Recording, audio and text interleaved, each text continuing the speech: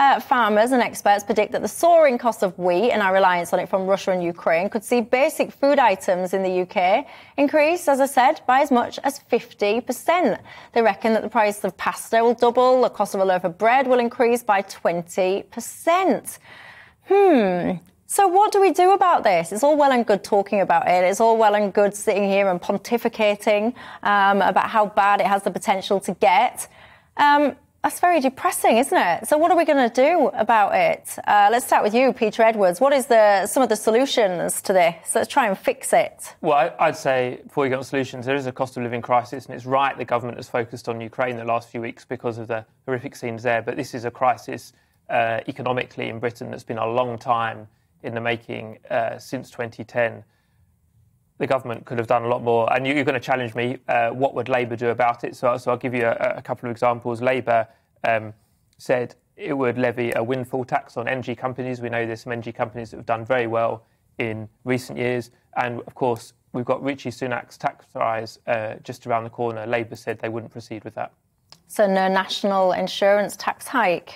Joanna Williams? So I've got three solutions. You've got three plans, sure. I would like to suggest.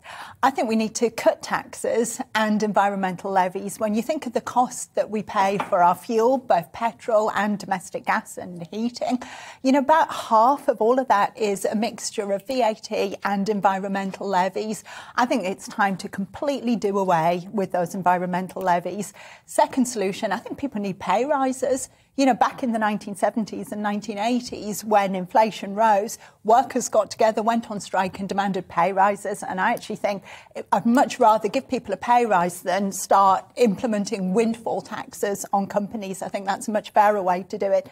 And the third solution is we actually need to produce more. We need to get fracking. We need to get North Sea gas. We need to grow more of our own grain and crops in this country. We're in this bizarre situation where huge swathes of land across the southeast of England are given over to solar panels. Why don't we engage in fracking, instead get gas out that we're sitting upon and use that land for growing crops, and then you solve, by producing more, you lower prices in the long term.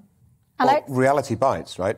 President Biden said to the fracking industry in the United States, I demand you do whatever it takes to keep oil prices down. I mean, this is not the discussion that the environmentalists thought they were going to be having with President Biden, but sometimes reality takes its effect. I wanted to restrict my other remarks to one thing, which is about, I thought what Joe said about national insurance, with Labour outflanking the Tories as tax cutters, I rather liked.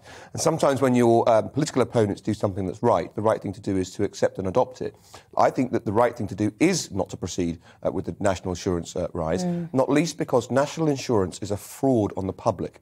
National insurance contributions from employers is just a tax on jobs, and national insurance on employees is just another tax. We've told people for 2 generations that they are being taxed in order to pay into a little pot that's for them, for their retirement, and that's not true. It isn't hypothecated. It doesn't belong to you. It doesn't get attached to your name and get paid to you at the end.